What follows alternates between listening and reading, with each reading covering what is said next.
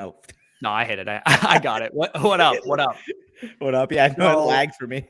yeah, so we're live right now. We were going to record a video of our free agency predictions, but honestly, I figured you guys were going to want to chime in on where you want to see players go. Also, it's less work for us to do it on a live stream, which is a side benefit of it. So we figured we just kind of talk through the major free agents, talk about where we think they could go, where, how much money we think they're going to command, if they're going to ruin anybody else in fantasy football land existence right now. So we're kind of just going to go position by position and talk about the major free agents. And I think we should probably start with Deshaun Watson. I know he's not a free agent, but he is the big domino to fall of any position, but especially at quarterback. Sam's in here early, says, "Sup, dudes." What up, Sam? What's up, Spicy Hot? So with Deshaun Watson, I've seen, I don't know if you're following this closely. I'm following it quite closely because my team is rumored to be in on Deshaun Watson. Where do you think Deshaun's going to go? Who do you think are the major players? And how much do you think he's going to command in terms of a trade too? So I've been hearing some rumblings that the main players at this current point are the Seahawks and the Panthers. Based on the people I follow, based off the reporters that I have seen tweet about it.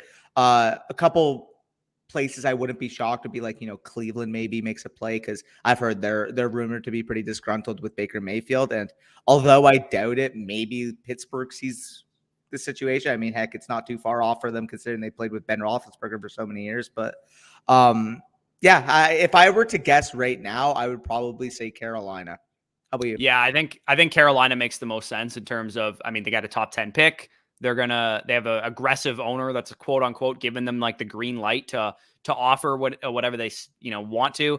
I want him to go to Tampa Bay, but to be honest, as a Tampa Bay fan and a realistic person, I don't think we have the ammunition to get him.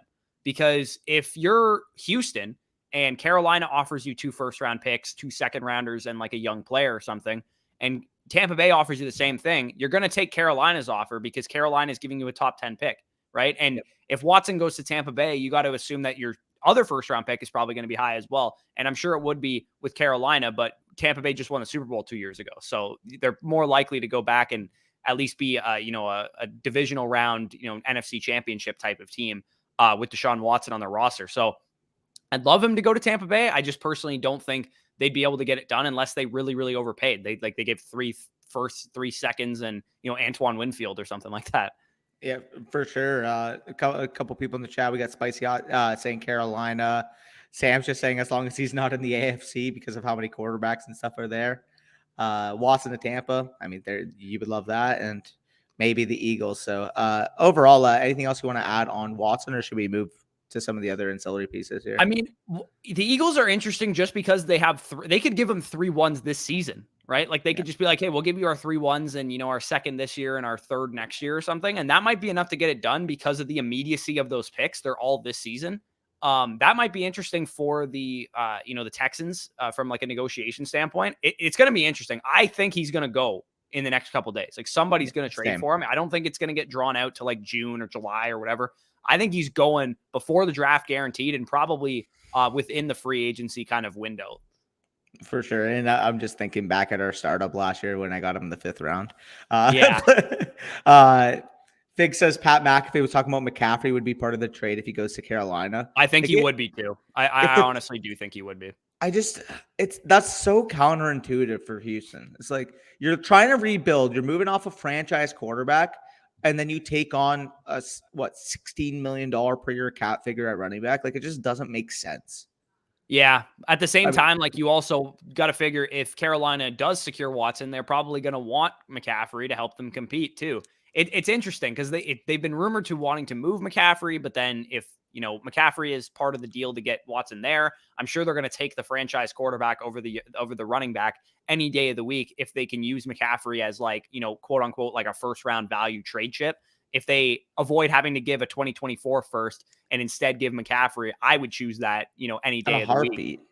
Dude, like genuinely speaking, like what is McCaffrey actually worth to a team like the Texans? Like if I'm the Texans, maybe like this could sound disrespectful for some people, maybe like a 4th. Like genuinely, if I'm the Texans, it just doesn't make sense for me to take on that contract, even as good of a player as McCaffrey is. Yeah. So let's make an official prediction. Are we thinking he's going to Carolina? Because that's where I think he's going to end up. That's where I think he's going to go. question I have is, if he goes to Carolina and McCaffrey was part of the deal, hypothetical, what draft capital do they have to actually add like a starting caliber running back in that team? Because like, is Not a Hubbard a lot. fine ancillary piece? Yeah, sure. Do I think he can handle a full workload? Absolutely not. Well, if they don't give up their third or fourth round pick, they could always add a guy to go along with Hubbard. If they add, Brian Robinson or something in the third round, I don't think that'd be like a terrible piece to add to that Sure. team. Anyway, Sam also talks about JC Horn. I mean, he could be a piece involved in that trade. That would make some sense as well. Yep. Hoping my Niners get JC or Bradbury. Yeah, I've heard a lot of JC Jackson talk to San Francisco. I think that would make some sense. Speaking of San Francisco, let's talk about the next quarterback. Jimmy Garoppolo, again, not a free agent, but he is absolutely available in trade, given the fact that they just sent a 3 first-round picks to go up and get Trey Lance in last year's draft. Jimmy Garoppolo has been rumored to a couple teams so far. I've heard the Steelers being rumored with Jimmy Garoppolo. I've seen the Colts being heavily rumored with Jimmy Garoppolo. I know my own team, Tampa Bay, has been talked about with Jimmy Garoppolo. When it's all said and done, where's he going and how much is he going for is my real question. Fuck, man. This is one of the most interesting ones to talk about, in my opinion, because any team in their right mind is going to go and make a deal for Watson if they have the assets to do so. That's a no-brainer. If the franchise superstar caliber quarterback is available, every team's going to want that. The problem with Jimmy Garoppolo is that some teams are going to look at him and are going to be like, he can either get me where I need to be with a proper team around him, or they're going to say, why would I settle for average at the quarterback position? So being able to actually fully identify which teams are fine with settling for average and which teams want to push for the franchise quarterback can be difficult if we're not hearing a lot of rumors. Like, for example, a team like Pittsburgh, I just can't see trading for a guy like Jimmy Garoppolo because they've always wanted to get that franchise guy. This is a storied franchise. They want that superstar level player. So I just don't see them settling on a guy like Jimmy Garoppolo just because, he can win them 10 games next year. Right. I think mean? the team that's most likely to get Jimmy Garoppolo to me is Indianapolis, because they had, at the end of their season, Wentz was just making so many mistakes that he cost them a playoff spot. And I mean, they might favor, and this is always a bad idea. If NFL franchises think, oh, I'm going to overcorrect for the turnover prone quarterback that I had, at least Wentz had some ceiling to make some plays that a lot of other quarterbacks can't make. If you bring in Jimmy Garoppolo, could you win 10 games next year, 11 games next year if Jonathan Taylor is the same level of dominant that he was this year? Absolutely. But are you going to win a playoff game? Like, probably not. The only thing I can see stepping in the way of the Colts again is they saw what they kind of like settled on last year with Carson Wentz. Apparently Matt Stafford was fine with going there, and they ended up just not being willing to pay the price that the Rams did. Rams are pretty thankful for that now, but I feel like they might just take what happened last offseason with the Carson Wentz experiment and they might learn off of it, which, I mean, fucking who knows at this point. But either way, like, for safety's sake, for simplicity's sake, I'll say Indianapolis, but this is probably the biggest wild card out there.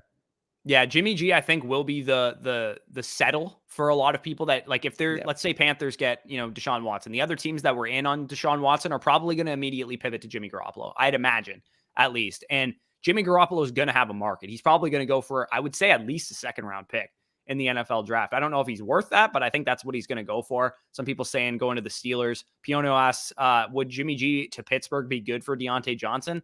Again, the lazy narrative is that he'd be good for Deontay Johnson and bad for Chase Claypool. I'm sure like literally every human being on earth can put those, two puzzle pieces together. But I don't think Jimmy Garoppolo is a bad quarterback. I just don't think he's going to ever become a superstar, elite level quarterback. And if you're going to give up legitimate draft capital for a superstar quarterback, it's worth it, right? If you're going to give up, first round picks for Russell Wilson types and Deshaun Watson types, absolutely go ahead and do that. But it's just like in fantasy football. If you're going to give up, high-end draft capital for basically what the quarterback position is in the actual NFL is the running back position in fantasy football. So if you're going to give a legitimate draft capital up for like an RB2 type of quarterback, which is what Jimmy G is in the NFL, real NFL circles, then you're going to be disappointed, because quarterbacks like Jimmy Garoppolo, like, seriously, what's the difference between Jimmy Garoppolo and Teddy Bridgewater? Probably, there is a difference, but it's not, sizable. It's not going to, if you paid Teddy Bridgewater $10 million a year to quarterback your team, or $20 million a year, however much you end up costing,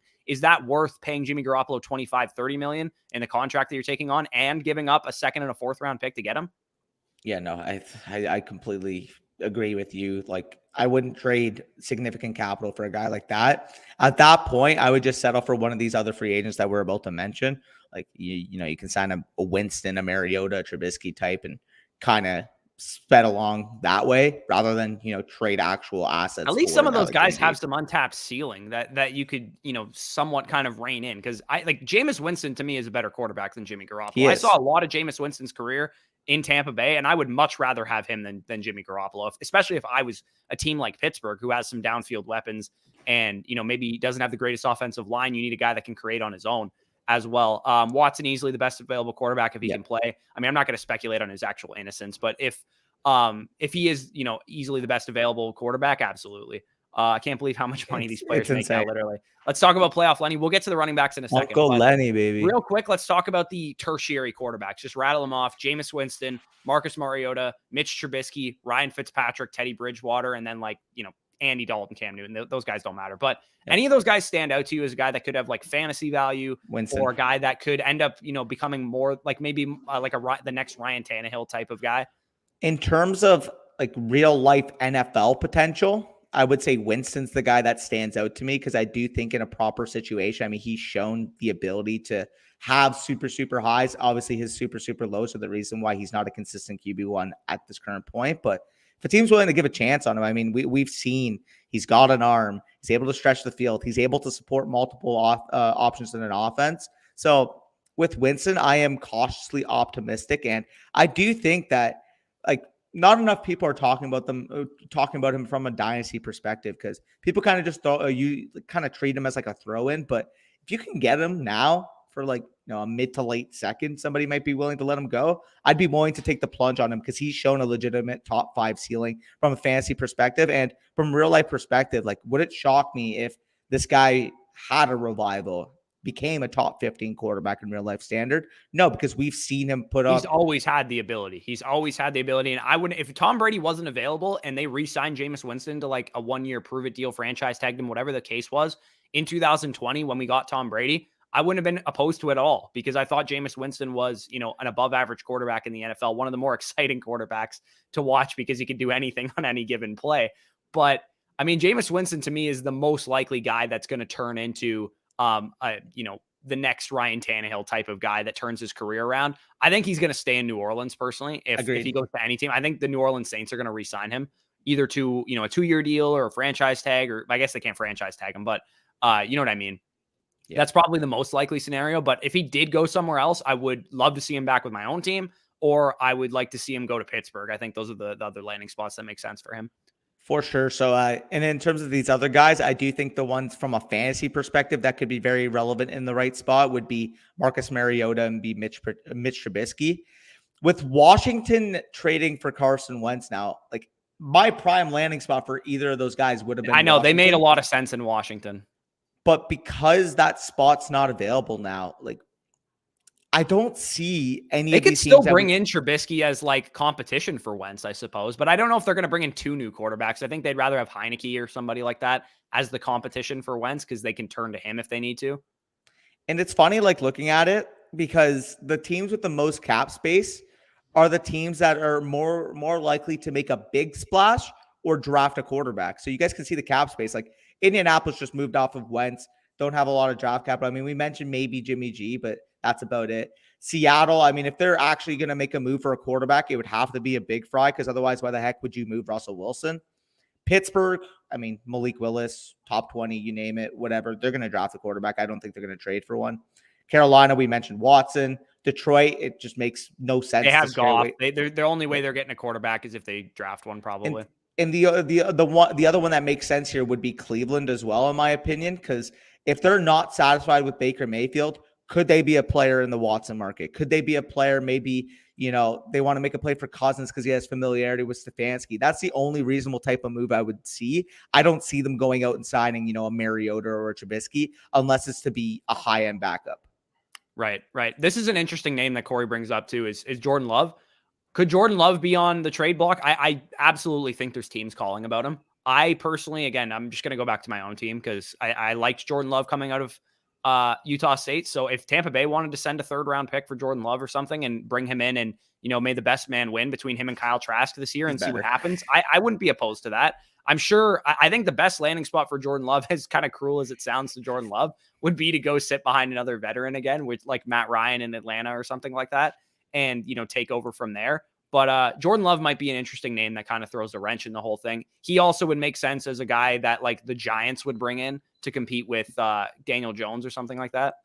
Another one that I'm pretty interested in landing spot wise is maybe Detroit from a Love perspective. Because I mean, you have so much capital as it is. You're not going to be a great team. Maybe taking a stab at Love for a year, kind of seeing what he gives you. And worst case scenario, if it doesn't work out, you could always draft a quarterback. Like if you're a team like Detroit, like what's a 3rd-round pick going to do for you in the long run? When at the end of the day, you have such a stable table of tangible assets in the draft in these next couple years that why not take a chance? Love has the talent. He was the 1st-round pick. He has a big arm. He's got mobility. He can create out of structure. If you're Detroit, just see what you got there. Because, I mean, we both know at this point that Goff ain't it. So taking a cheap, young 1-year stab at Jordan Love to kind of see what you have there, I wouldn't be opposed to that either. Right. Dub says, why has Trubisky's value risen so much this offseason? It's supply and demand, dude. Teams need quarterbacks. I know Trubisky is not like, is there a chance that any of these quarterbacks become anything like outside of Watson, obviously? Like probably like there's the likely scenarios that Jimmy G, Jameis Winston, Marcus Mariota, Mitch Trubisky, Teddy Bridgewater, whoever signs these guys are going to be looking for a quarterback again in the next year, next 2 years, next 3 years or so. So could they be franchise quarterbacks? Like maybe one of them becomes that. Like I don't think it's likely that Mitch Trubisky is a franchise quarterback for another team, but our team's going to take a chance on him because they're out of options. This isn't a super elite quarterback class. They're not a lot of quarterbacks available, and there's more teams that need quarterbacks than there is quarterbacks available. So yeah, Trubisky's probably going to get at bare minimum a backup competition level contract, and might even be just the week 1 starter for another team. So let's move off of. I'm just want to give some predictions real quick. I think Marcus Mariota goes to Indianapolis. That's my prediction, and I think Mitch Trubisky is going to go to Atlanta or to like the Giants or something to be like a backup. I see Giants, Cleveland or something like that to compete with a starter that might be on shaky ropes. I think the Giants make the most sense. Apparently Brian Dable really liked him with his time in Buffalo as well. Obviously, again, Mitch Trubisky was never going to get significant playing time playing behind Josh Allen, but in the spurts that he did, when the Bills were blowing a team out or something and Trubisky went in, like he looked at least competent, especially playing in that Dayball system. If the Giants wanted to take a chance on him and have him compete with Daniel Jones, and worst case scenario, like if Daniel Jones doesn't work out, what does Daniel Jones do that Trubisky really can't? Oh, I can't hear you. What? Oh, sorry, I was muted. My bad. Not really anything, to be honest. Right. So overall, anything else we want to talk about the quarterbacks, or should we move on to the running backs here? No, let's go to the running backs. I think real quick, I just want to talk about 2 guys that are trade candidates because Crackshot brings up CMC again and Saquon Barkley. Both of these guys have been reported that they're on the trade block. I'm not necessarily sure if either of them end up actually getting moved because it seems like both teams are unrealistically overvaluing their open market value, and they want like multiple firsts for these guys, which they're never going to get for a running back. So both of those guys are interesting from a dynasty perspective because they're obviously very productive when they've been on the field. I'm not sure either of them are going to go anywhere. I think the Giants are going to retain Saquon Barkley. I think the Panthers are going to retain CMC. And I think the only way CMC gets moved is if the Panthers trade for Watson and he's part of that package. Yeah, no, fuck, man. Like if CMC gets moved or if a team actually trades assets for a guy like CMC or a guy like Saquon, who is also still going to be due for a contract next year, it's just bad business. I mean, I know I'm going to talk about depreciating assets, but man, if you're a young team and you're trying to quote unquote rebuild, let's just take on a heavy, expensive running back to settle that, eh? Yeah, literally. It doesn't make any sense to do any of that. So let's talk about the biggest name I would say at the running back position, and it's playoff Lenny, Uncle Lenny, whatever you want to call him, Lombardi Lenny. I think he's going to get a starter level contract. I don't know how big it's going to be. I don't think he's going to get like a Le'Veon Bell contract from a couple years ago, but starter level contracts for running backs in free agency are more in line with what Melvin Gordon got a couple years ago nowadays. Because I think teams are starting to learn that you shouldn't pay running backs, especially, I mean, Leonard Fournette's 27 years old. He's got, 950 career carries under his belt. I don't think teams are going to give him, a 4-year, like $60 million contract at running back, he's probably going to get like a 3-year, $36 million or something like that from a team. What makes sense? And I'll actually pull up the teams that we kind of deem need running backs right now. So these are the teams that we kind of deemed as needing running backs, and some of the teams that could add a running back just based on like depth and like competition and stuff. So I think a team that would sign Leonard Fournette would be a team that needs a running back, like a team like Tampa Bay, who he was just with, or the Seahawks, Dolphins, Texans, Falcons, or Cardinals. Any of those teams kind of stand out to you? I know for a fact he's not going to be back with Tampa Bay. I mean, I'm just looking at that. You could also add Philadelphia. I'm not sure if you have them in the could add a running back either. No, they definitely could, because they're going to lose Boston Scott and Jordan Howard if they wanted to. They're more like a depth team, like the could add a running back. Looking at that list, the one that jumps off to me, I don't see the Cardinals paying up for another running back. Otherwise, they would just retain Connor.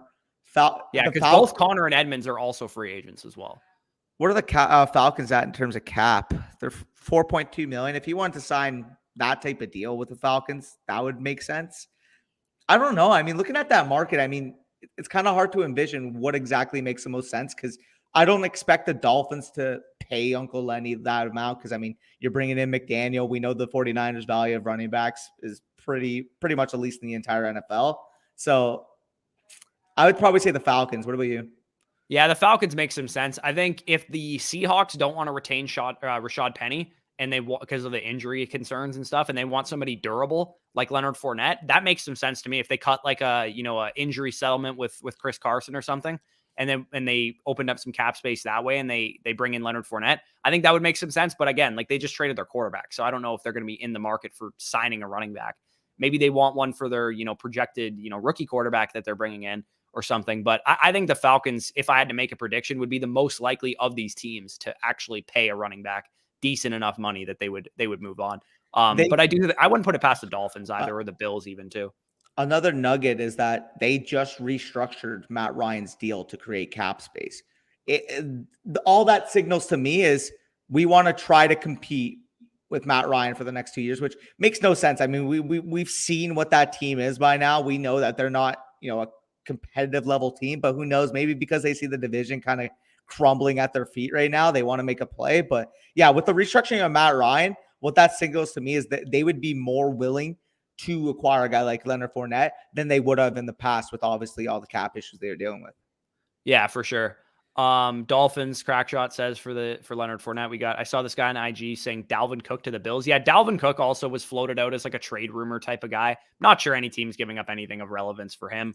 So do you trade him, Lenny? So in a dynasty league, do you trade Leonard Fournette before free agency, or do you wait until he signs? Wait till he signs. I mean, genuinely speaking, right now, everybody's going to kind of look at, oh, he's an aging running back. He's not going to be back with Tampa Bay, yada, yada. There's going to be a lot of pessimism. As soon as he signs a deal, and if it's what happens if he signs a shit deal, though? What happens if he signs like a 2-year, $10 million deal to go behind like or like compete with somebody? How much more does his value fall than it already is right now? Probably not that much. That's probably the point. So if the ceiling outcome for Leonard Fournette is that he signs with like the Falcons on like a $13 million per year deal, and he's the starter, and people are going to talk themselves into, once they get their projections going and shit, they're going to talk themselves into Leonard Fournette with 300 carries and like 60 catches next year, and he's going to be just a better version of what Mike Davis was in terms of his dynasty value. So Leonard Fournette to me is a guy that I'd be waiting to sell until he signs somewhere. I think, like Danny said, I don't think his value is going to go down a lot if he signs like a meh deal, because I think it's already kind of like meh right now, like, in terms of his overall value. Like, to be honest, I feel like he's kind of already in that frame of thought of like Melvin Gordon archetypes as it is. Like, obviously, like everybody would pretty much rather have Fournette than Gordon, but if you need RB help and you're a contender, like, he should still be able to get it done and be able to get it cheap. But again, for me personally, for you personally, he's just the type of asset that we don't want clogging on our teams. We'll take right now. You offered us a 2023 second, a 2024 second to go out and give away Leonard Fournette. I'm taking that deal on the table anytime. Yeah, and I have Leonard Fournette in our Listener Dynasty League, so I'm going to kind of be monitoring that situation myself. Melvin Gordon, Connor brings up, who's probably the next best free agent, I would say, just based on how they played last year. Melvin Gordon, he says, is a fantastic value in Dynasty. I would say he's a fantastic value in startups, because people are going to, let him fall really, really far in the startup, going to get at least a timeshare contract, showed well. He could definitely be back in Denver. And I mean, that would simultaneously hurt his value and Javonte Williams' value, at least in the short term. But I'm hoping Melvin Gordon gets some kind of timeshare running back look as well. Like if he were to go to a team like Miami Eagles. or the Eagles, or like somewhere that he could, earn a semi-decent, running back share. Like if he went to like some of the teams that we have here, if he went to Kansas City, if he went to, even like New Orleans behind Alvin Kamara wouldn't even be a terrible landing spot where he could I could see the Jets as well. Jets would make sense. Jets, that would make some sense. Yeah, so I mean, overall, we can move off of Melvin here, but I do agree that Connor says people kind of just like overlook Melvin, but you could probably have He him looked good last year. That's the encouraging thing. He's old and he has a lot of tread on his tires, but he did still look good. Yeah, no, for sure. Projecting the rest of the running back position, we'll just kind of speed through. So what's your final prediction on where you think Melvin's going to go? I would say Melvin would be the guy that goes to Miami. Honestly, I think if Miami adds a running back, I could see them adding a guy like Melvin Gordon. Okay, I think that's a good spot, so I'll stick with that as well. Rashad Penny, I think, is going to be back with the Seahawks. They've talked about this guy in depth. Carson's obviously dealing with the neck issues. It really makes no sense to move off of him because you're like, if he's going to be a starting level type of running back in their eyes, that means that they're fully past the medical red flags that they kind of saw with him in his early career. And the usage that we saw down the stretch would indicate that they would be more willing to give him a starting level deal rather than any other team on the market. Right. And, GMs and coaches have egos too, right? They drafted the dude and he looked like the first round pick that they drafted by the end of the season. They probably are having a hard time letting go of that initial conviction that they had that made them pick him in the first round in 2018, which was a surprise at the time. Nobody had a first round grade on Rashad Penny. They reached on a running back, which is not a good combination. But they might be, inclined to re-sign him. A couple of these other guys, if Rashad Penny leaves, and I'll group in Ronald Jones, Sony Michel, Chase Edmonds, and James Conner, I'm not sure any of these guys are going to get like bona fide starter level contracts anywhere. I think the best case scenario for all of them is that they get committee type work. So if Ronald Jones goes to the Jets to work alongside Michael Carter, Sony Michel goes to the Falcons to work alongside Cordero Patterson or something like that. That's probably the best case scenario for any of these guys. But more than likely, these guys are going to end up ruining the dynasty values of other players. I think Ronald Jones to the Jets makes the most sense as it is. I mean, we kind of know, obviously, the San Francisco scheme, if you will, propensity to use their running backs in different facets. Obviously, we know Carter's ability on third downs and in the passing game. Ronald Jones can be their 1-2 slasher type of running back to really complement what Carter does. So I honestly think that Ronald Jones to the Jets will actually happen. Yeah, I think of all the running back predictions, that one I feel pretty confident in. Sure. If I were to say one that makes kind of sense to me is like a guy like Sony Michel going to the Chiefs. That's like, again, another like early down banger type. They don't seem to like Clyde Edwards-Helaire getting the goal line work. Sony Michel was really good in pass protection last year and actually proved pretty well as a receiver for the first time in his career. So Sony Michel going to the Chiefs and disrupting Clyde Edwards-Helaire's somewhat already destroyed dynasty value would kind of make some sense to me as well. Crackshot says Chiefs might make a move at running back. I think they will too. I don't know if they're going to draft somebody or if they're going to sign somebody, but I think they're going to do something because I highly doubt they're going to go into the season with just Clyde Edwards-Helaire or even retain some of the guys like McKinnon and stuff that they had already. I think they're going to make a marginal upgrade with their second running back / 1B or whatever. I could see Melvin re-signing with the Broncos too. Yeah, I mean, it could definitely happen. Let's hope for Javonte Williams' sake it doesn't, but I can see it happening too. I mean, we're going over right now, the running back market this year, not a lot of teams are going to be willing to give these guys like big money type of contracts. So if Melvin's willing to take less money and stay in Denver and, they've liked them this past year, they signed him a couple years ago. He's comfortable there. He said he likes being in Denver. I hope it doesn't happen, but I do agree. I'm having a sneaky suspicion now that Melvin might be back in Denver. And Javonte Williams will move from my RB2 in Dynasty to my RB2 in Dynasty if it happens. Yeah. Crackshot says, here's a piece of advice. If any running back goes to Kansas City, just sell them. Whoever it is, if it's Leonard Fournette, if it's Melvin Gordon, if it's Ronald Jones, Rashad Penny, whatever running back goes to the Kansas City Chiefs, sell them. I don't care what running back it is. I don't want them because I know exactly how Kansas City is going to operate their running backs. They're going to use some kind of stable of some kind, and people are going to way overvalue a Kansas City landing spot for any of these dudes. For sure. Spicy, should I trade away Chubb for a 2021st and Melvin instantly? Like, Yeah, I would trade Chubb for the first alone. Like, Yeah. as long as you get Melvin on top of it, sure. I would just rather have the first than Chubb. Yeah, I mean that could happen to him reuniting with Russell Wilson.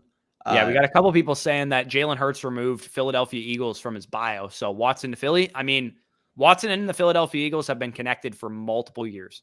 So yeah, it wouldn't shock me. They have a lot of draft capital this year. I would imagine the Houston Texans in a draft, especially like this one, where you can load up on foundational defensive players and big dudes like offensive and defensive linemen to build your roster. I think the Texans would probably value those early picks this year. And I'm a Cowboys fan, as you guys clearly know. If you're the Eagles and you see how the Cowboys have basically just said, oh, we know we're the best team in the division, we're just not going to be aggressive in free agency thus far, go make that move. Like, again, I would hate it as a Cowboys fan because at least they would know to win a Super Bowl, to make plays, you have to be aggressive.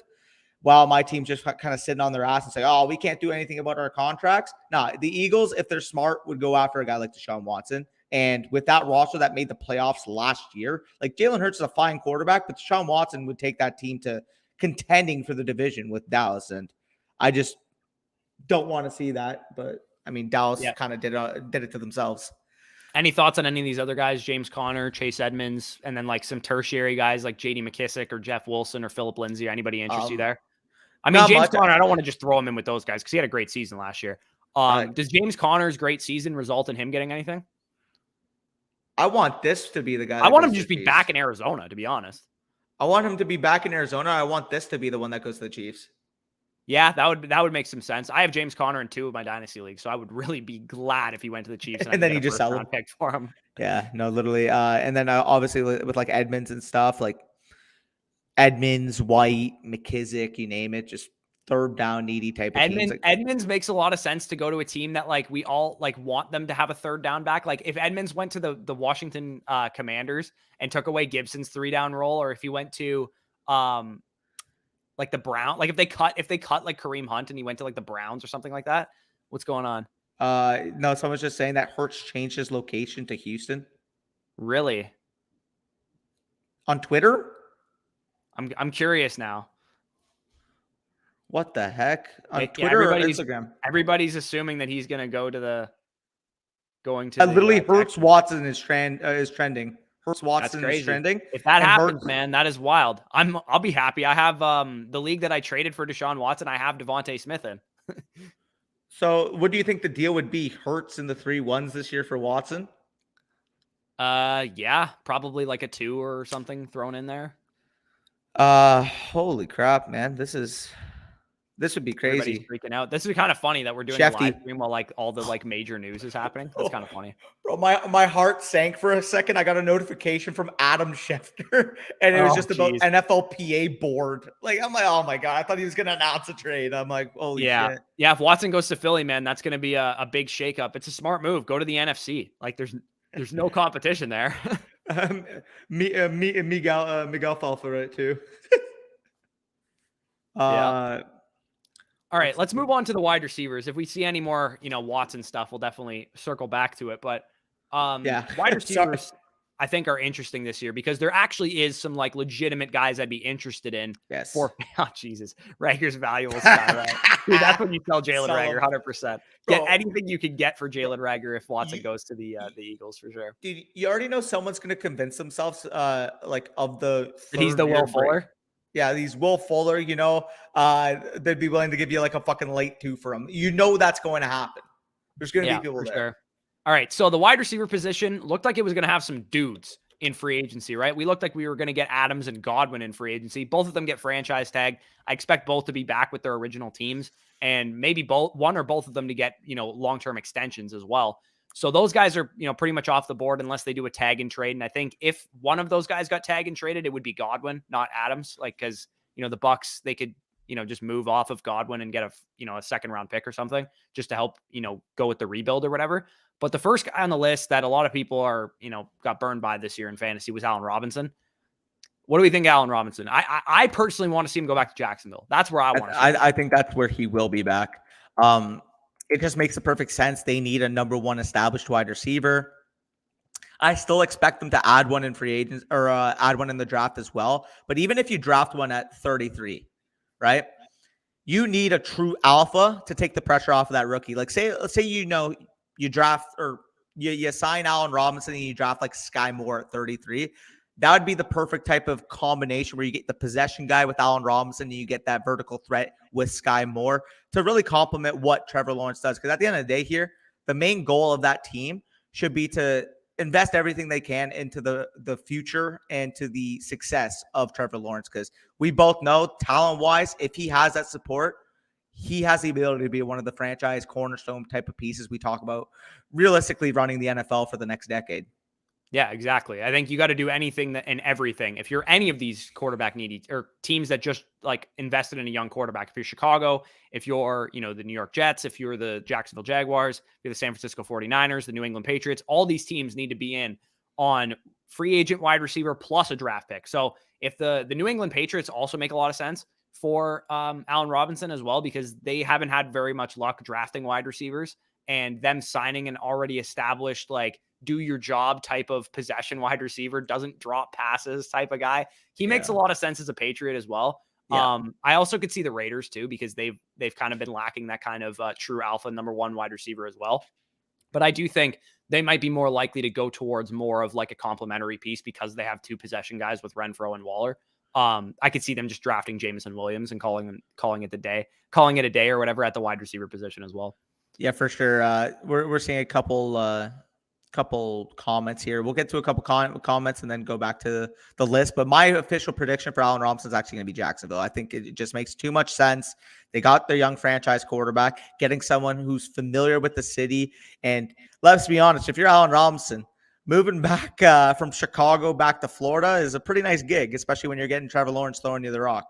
Yeah, he had Justin Fields not throwing him the rock last year, so maybe we'll see how that goes. But yeah, I think Allen Robinson to the Jags makes sense. I'm actually going to change my answer. I'm going to go with the Patriots. I think the Patriots would really be in on a guy like Allen Robinson. So Sabri says traded DJ Moore, the 208, a 2023 second for AJ Brown, the 312, and Van Jefferson. So, I mean, AJ Brown and DJ Moore, it's all going to depend on your viewpoints of these two guys. For some people, this is like a very, even trade, like those two guys 1 for 1.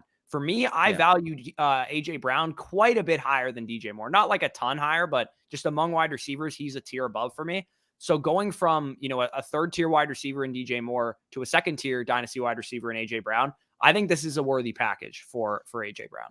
I think it's relatively fair on both sides. Again, if the side getting DJ Moore is going to be getting more depth, say they're a shallow team, they're willing to move off the elite asset with AJ Brown, get still, in my opinion, in your opinion, a low end type of dynasty wide receiver 1 plus a couple depth pieces. I don't mind making that move. But again, for the team that's getting AJ Brown as well, you're planning on getting that foundational type of piece. Both of us have AJ Brown inside our top 3s of our dynasty rankings. So if you're willing to make a splash, this is the type of package that I'd be willing to do to go get that splash type of player. Because we both know personally that when AJ Brown is healthy, he's, apart from maybe Debo, the best receiver in the NFL with the ball in his hands. Yeah, for sure. So Sam says Jarvis Landry to KC. That's what I want. Yeah, I mean, I think that's a decent spot for Jarvis Landry. I actually have Jarvis Landry in our listener league, so I wouldn't mind. That gives me a sell window or something. Thoughts on Hopkins next year? I mean, from a dynasty perspective, I'm out. I'm not investing in him. If I'm doing a startup, I'm not trading any draft capital for him. If you have him on your roster already, I'll just kind of wait and see until he looks like DeAndre Hopkins again, and then probably sell him at that point, because we're talking about a 30-year-old wide receiver right now. And if you mean just from a redraft perspective, I'm probably going to be in on him, but I want to see where he ends up going. Yeah, no, I agree with you there. How high is Watson in startup now? He's a locked and loaded first round pick. He should be, like, I mean, maybe you want to wait a couple weeks before you draft him in the first round, just because there still could be like suspensions and stuff like that. But if you're in a startup right now, like you're in a startup right now, where do you think he goes? Because I think somewhere in the second round probably is where I'd guess that he would go. I don't think he escapes the top 9, top 10. Really? I'm okay taking him there. I would rather, Deshaun Watson than, Trey Lance. I would rather Deshaun Watson than some of the like second tier wide receivers like AJ Brown and some of the other guys that we talked about. Yeah. But that's pretty much like the peak value I can see for Watson right now, until I know that he's like, once he gets traded and stuff, I think he's going to be like locked and loaded top 10 pick for sure. For sure. let's get into it. Oh, that's basketball. The boys are just having a basketball conversation. You love to see it.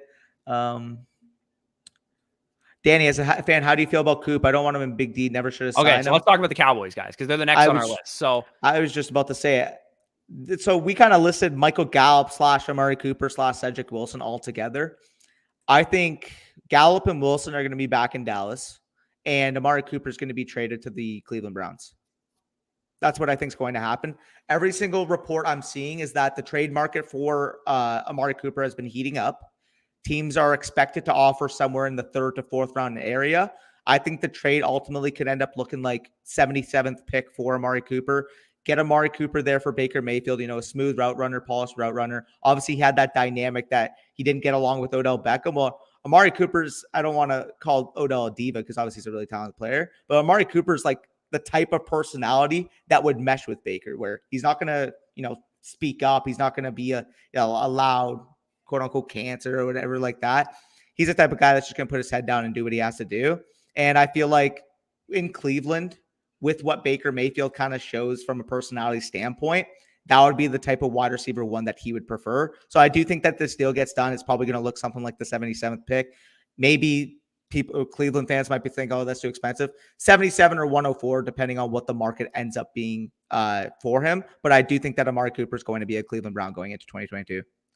That's interesting. I think the hard thing with Amari Cooper is that they've kind of made it known that they're going to cut him if they can't find a trade partner. So do teams, typically when we hear stuff like that, teams He just got traded to the Browns. Legitimately. Right now. Really? Just got traded to the Browns. That is crazy. Well, they got a 5th. I said it was That's probably fucking funny as hell. That is wild. I mean, I'm a guru. Yeah, I mean, you crazy. definitely did not get the draft compensation you were talking about. They just basically did a 5th and 6th round pick swap. It was just a contract dump, essentially. Yeah, I mean, hey, it's better than just cutting him. So at the end of the day, I still think the Cleveland Browns should still draft a wide receiver at 13. Yeah, no, like definitely. I still think they should draft Garrett Wilson, or maybe you go with size now. You got a route runner, go with Drake London or Treylon Burks. Get some size in your wide receiver core. That's pretty funny that you just literally said, I think he's going to be a Cleveland Brown. He literally just got traded. I have no leaks, nothing like that. I mean, hey, well, I look kind of like a genius right now, but we're yeah, that's a good call. So you think Gallup for sure is back in Dallas, right?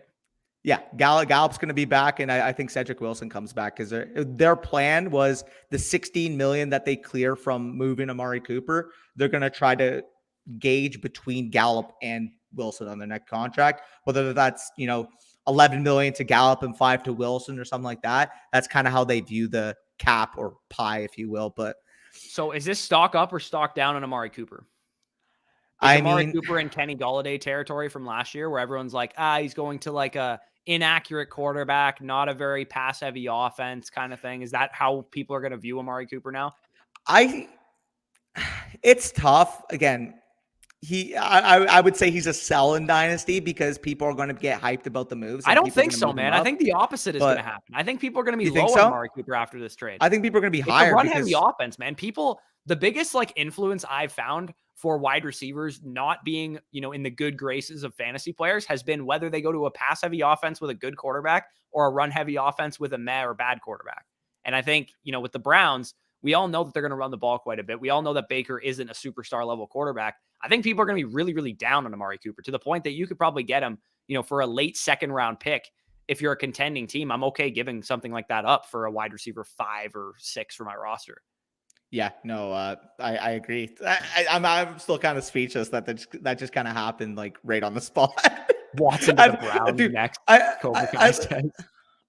I literally looked at my phone for a second and I see a Schefter tweet. Cowboys are trading Amari Cooper to the Browns. I'm like, bro, what is the timing in the live stream? Yeah, that's insane. But yeah, either way, that segues right now. The other Cowboys receivers, I think, are coming back because I don't think they do this move unless they know that they're getting those other 2 back. And Dallas is going to be a player in the draft as well. I mean, maybe 2nd or 3rd round pick. You're looking at a guy like Sky Moore, maybe. You're looking at guys in that type of range. Maybe I think George Pickens in the 2nd round, if he somehow fell to us, would make perfect sense. I think teams are going to be in on George Pickens to the point that he goes where T. Higgins went, 33. He's the first guy off the board on to the Jacksonville Jaguars at 33. That can make a lot of sense. Yeah. What happens when Watson ends up in Carolina? Does DJ Moore move up a tier? I actually want to see right now, Do I have DJ Moore in the tier? And I don't think I have him in the tier with like Waddle and T. Higgins and AJ Brown. So I do. For you, I have DJ Moore right now in a tier with, I'm sure you don't have CeeDee Lamb in this tier, but I have him in a tier with CeeDee Lamb. I have him in a tier with Deontay Johnson. You have those other guys a full tier above Lamb? I do. Oh my. I might have to move Lamb up now. Okay. Well, whatever the case is, does DJ Moore move within the same tier as AJ Brown, Jalen Waddle, T. Higgins, CeeDee Lamb types if Deshaun Watson goes to Carolina? Because I think he very comfortably does for me. Yeah. Sorry, I'm just like a little speechless right now. The question was, does DJ Moore go up to the AJ Brown, no, Jalen Waddle, T. Higgins, CeeDee Lamb tier for you? I mean, he's already kind of in that tier for me. He doesn't move up like in ranking a ton, to be honest. Like maybe a couple spots, because I feel like I'm already kind of baking in that they're going to do something at quarterback. Right. But at the end of the day here, I mean, you're still getting elite volume. It's just the thing here is going to be the efficiency. Could he have like a Deebo Samuel like a surgeons in terms of being, a slept on type of, or that's a bad example. What's another fucking like breakout receiver that ended up being a top option in fantasy? Deontay Johnson. Deontay Johnson. Could he have like a Deontay Johnson type of a surgeons? Volume, better quarterback play. Sure. Yeah. He definitely could. I think so. I have him currently as my foundational wide receiver 7 right now, behind DK Metcalf, T. Higgins, Jalen Waddle, AJ Brown. I would take CeeDee Lamb over him now, so he'd be my wide receiver 8. DJ Moore, if he got Deshaun Watson, I would probably take him over Metcalf in that case. Yeah, and I would. He'd probably stay exactly where he is, essentially. Just Lamb would move up and Metcalf would move down. That's pretty much all that would happen. They'd all be still in the same, relative range for me, though. Yep, I agree. So we can move on to some more comments. For the 104 and a second for Deebo and a win out to, I think that's appropriate value, honestly. Yeah, that's a fine value for sure. Cooper to the Browns is looking like it's. You missed Kevin's question here. Thoughts on Mac Jones? I just got him for the 108. I needed help because I lost Brady.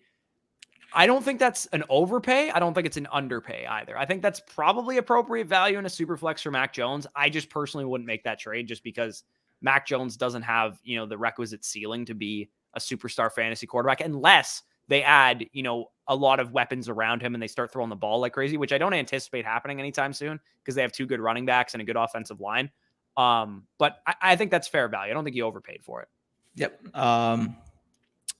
Let me just see where we left off. Cooper to the Browns. Dalton Schultz, top 5 tight end next season. He's probably going to get drafted there. I don't know if he's going to finish there. I think that's where he's going to get drafted, though. I think he's going to be like a mid-range tight end. I wouldn't say top 5, though, because, off my head, Pitts, Andrews, Kittle, Kelsey, Waller, Hawkinson, if they're all healthy, like they should be ahead of Schultz. But, you're talking about maybe like top 8. That's probably where I'd feel more fair ranking him. But yeah, Cooper back. Let me catch up to where everybody's just reacting. Yeah, we got Watson to the Browns next. That'd be pretty crazy if that happened. Jeez. Genius. LOL. Yeah, I think London makes a lot of sense with Cleveland now. Add some much needed size. Dude, London would fall to like 109 in rookie drafts if that happened, and I would be all the way here for it. Hey, somebody clip that timing. I know. We might literally have to clip it. That'd be funny as hell. Oh, segue. I think Amari's. I think he is too, but I do think, when we look at like target shares of those 2 players over their careers, they've been pretty similar. Like we've never seen Amari Cooper command like a 28% target share anywhere he's been. Amari Cooper is your classic better on film than in fantasy type of player. Where literally. He's literally like the archetype I always use, saying, do you want the better player or do you want the guy that's going to produce more fantasy points? Like Amari Cooper would be like the better player in a lot of those scenarios because he doesn't produce as much. Yeah, is he like a better player than Marquise Brown? Like probably, but is Marquise Brown going to produce more fantasy points? Probably. Yeah, exactly. I hope Lyle Collins gets traded to Denver. They could use him for sure. Can you announce Danny, you want to announce where Watson's going next or what? For real. Can you announce the Bucks, please, not the Raiders? I think you're right. Gauldy always got. Yeah, fair. Bro, I wouldn't mind that either. If Burks fell down there to 24. I know Raging Q's been pounding the drum that Treylon Burks give me the pick just because he goes to Arkansas. Maybe, but I don't think Treylon Burks is going to get to 24 personally. If he did, though, that would be a good pick. It's a Lamb situation, right? Like he doesn't belong to go that far down in the draft. So Well, like, man, yeah, that'd be a good pick. Pickens to the Lions, I can definitely see that. That would make sense at 32, yeah, Yeah. or with their second round pick. Do you think Cowboys will re-sign Cedric Wilson? I do think that he's going to be back. I don't think I don't think they make this move for Amari Cooper without the insurance, knowing that they're most likely going to get Gallup and Wilson back. If Dallas made this trade and Gallup particularly, but Wilson as well, don't come back, like, why are you trading Amari Cooper in that instance? You know what I mean? So Yep. if Watson goes to Carolina, the CMC part, I hope not for both I of their really hope sakes. not for CMC's dynasty value sake. If he goes to Carolina or to Houston, that would fucking suck. And Honestly, not that would really could, stink. could you imagine that offense with CMC, Watson, DJ Moore, man? Oh yeah, it'd be so fun. I think Terrace if they Marshall. trade for Watson, they're gonna want to keep CMC. I would imagine. I I don't know agree. if that's true or not, but maybe they'd probably want to keep him. Yeah, I agree. What to do with Sutton? Is this a Demaryius Thomas, Eric Decker situation? Should you sell if you're rebuilding, retooling? Yes, I'm absolutely. selling Sutton. If you have either of them, to be honest, I'm probably gonna sell. Yep, Because I agree there. I already sold Jerry Jeudy for about like a mid first. That could be an early one based on I already showed Danny the guy's team. If a couple injuries break right for me, like this could be an early first that I got for Jerry Jeudy. And for Cortland Sutton, any 2023 first rounder that I can get for Cortland Sutton, I'm taking. By the way, if anybody's out there trying to make the clip, I'll shut you out if you DM it to me. So Yeah. I mean, there. Where? Whoops, sorry. I clicked at the same time. Where does Lamb rank in your wide receiver rankings now that Coop is gone? Lamb's always been my 4, so he's not going to get adjusted Overall for me. or foundationally? Overall for me.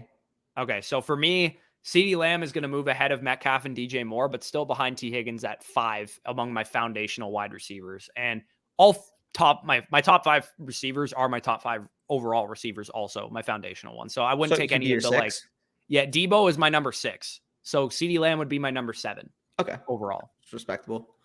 Knox going to be a top 10 tight end next year. I mean, it's a good situation in Buffalo. The touchdown reliance Usually is the scary, tight ends that we see have the high touchdown rates and stuff. Like they're typically not the ones you want to bet on year over year.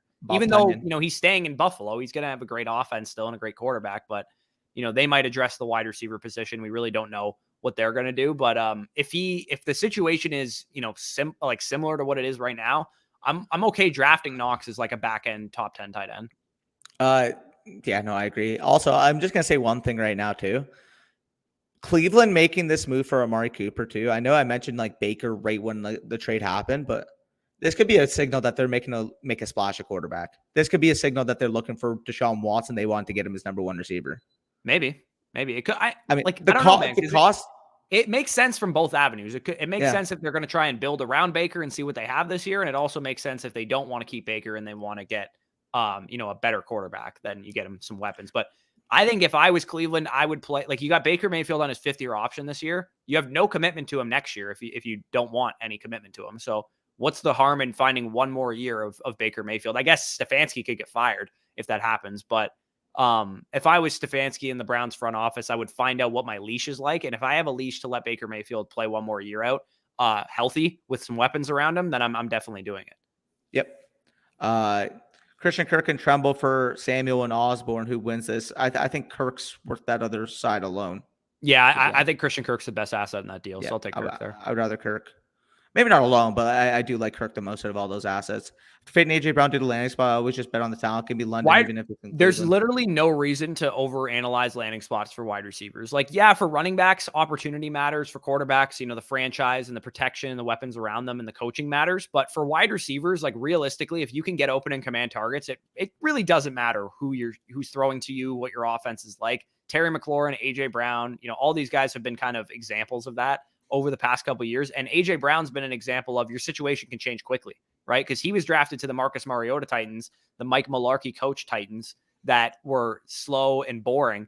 And within a year, Vrabel came in, Tannehill came in, and his situation improved. So if Drake London goes to the Browns, what's to say that the Browns don't go out and get a superstar quarterback next offseason, right? Like you never know what's going to happen. So give me the talent of Drake London if he were to go to Cleveland. Now, he would still remain my 103 unless Burks or Garrett Wilson just got like a phenomenal landing spot. He would still be my 103 overall. Yeah, no, It's close for me. Either way, any of these three receivers aren't falling out of my top 5, no matter the landing spot. So I agree Yeah, with you no, there. realistic. The only thing that's going to change about them is the order of each other. Like maybe Garrett Wilson or Burks surpasses London as my wide receiver 1. If Treylon Burks goes to Buffalo and Drake London goes to Cleveland, I probably would take Treylon Burks over Drake London. I agree. That's definitely fair. Here, just handle the next question. I'm quickly doing Yeah, something. no worries. So Adams was the top receiver under Hackett in Green Bay. So he's basically asking, can anybody become, a top receiver under Hackett in Denver? Again, the easy connection to make is that Jerry Jeudy's the most like Devontae Adams, so he would be the guy that you would assume gets that Devontae Adams like workload. But honestly, I need to see both of these wide receivers actually prove that they're as good as, well, they're obviously not as good as Devontae Adams, but as good as an Adams level target share would indicate. And neither of them has commanded high level targets at any point in their career. Courtland Sutton had like one good season, but he had 120 targets that year. Like he wasn't like a 160 target dude or anything. So I'd imagine both of these guys are going to be wide receiver 2s in fantasy. Neither of them is going to be like a high end wide receiver 1. Yep. That's definitely fair. Does Cooper fit better in Cleveland than OBJ did? I think from a personality standpoint, like Danny Yeah. said, he definitely would. But stylistically, I think they're the same type of player. For sure. If Tampa rolls with Kyle Trask, where do they finish in the NFC South next Hopefully year? last, so we can pick high. For real. I was just about to say that. My Judy trade was very popular. Yeah, literally. Dude, me and Corey literally co-tweeted it, and then like I sent it in like a league chat. I'm like, I'd love to see it from the followers, and then it just started like blowing up. Like everybody just started responding to it. Yeah, for sure. Cleveland hurt or help Cooper. It'd be interesting to Hurt see his value, but I think it helps his fantasy outlook. Yeah, I would agree with that. To trade Amari Cooper still, or wait to see if they get another quarterback.